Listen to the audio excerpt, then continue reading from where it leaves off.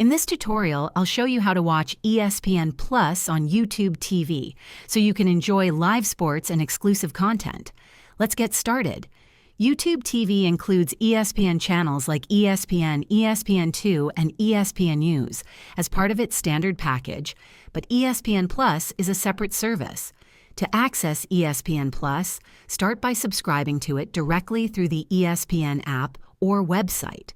Once subscribed, download the ESPN app on your device, smartphone, tablet, or streaming device, and log in to your account.